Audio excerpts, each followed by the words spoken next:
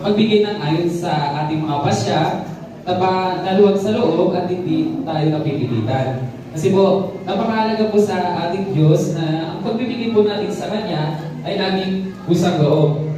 At hindi tayo na-obliga na magbigay sa Kanya. At ito rin po yung paraan upang tayo mapagpala niya sa pamamagitan ng ating pagbibigay ng may kagalakan at ito yung kanyang nilalulugdan ng lubos. So bakit nga po kinakalugdan ng Diyos yung mga nagbibigyan ng may kagalakan? Kasi po siya mismo, ang ating Diyos ay isang mapagbigay na Diyos. At nais niya po makita ang katangian na ito sa mga nilikha niya ayon sa kanyang mga larawan. So sino po ba yung mga nilikha ng Diyos na ayon sa kanyang larawan? Diba tayo po yun? Amen po ba? Amen.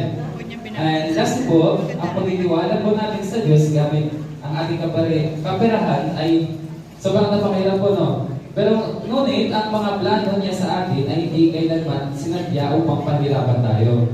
Ngunit upang akayin tayo sa higit pang mga pagpapala. So yun nga po, tayo po'y manalangin. Hawakan po natin ang ating mga kaloob sa ating Diyos. Hallelujah, hallelujah, hallelujah. Panginoong Jesus na mapangyarihan sa lahat, aming Diyos na dakila, O God. Maraming salamat po sa iyong salita, Panginoon, sa pagbibigay po namin ng may kagalakan na para lamang po sa iyo, Panginoon. At tinuruan niyo rin po kami, Panginoon, na magbigay na hindi na-obliga, Panginoon, na walang halong pag-aalinlangan sa iyo, Panginoon. Ay Lord, idalangin po namin, Panginoon. Tataas po namin, O God, ang finance ministry sa pamamagitan po ni Elita, ay si Elita, ang bayan po, Panginoon. Pagpalaan niyo po siya, Panginoon, na lubos at nag-uumabog din ng mga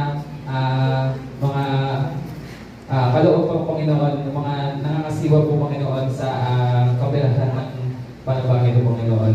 At ito po aming panalangin, kataas po namin at binabalik po namin sa iyong Panginoon ang panalangin ito sa pangalan po ni Jesus. Amen.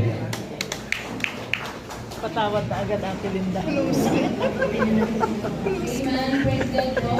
Natin po, Brother Himalaya. Tayo po ay dadako naman po sa ating ilang announcement. And for our first announcement po, 3D, Devoted and Daily Devotion. Ginagawa po ito everyday, starting po bukas hanggang linggo po. And from January 19 to 25, Kabanata Chapter Exodus 35 na po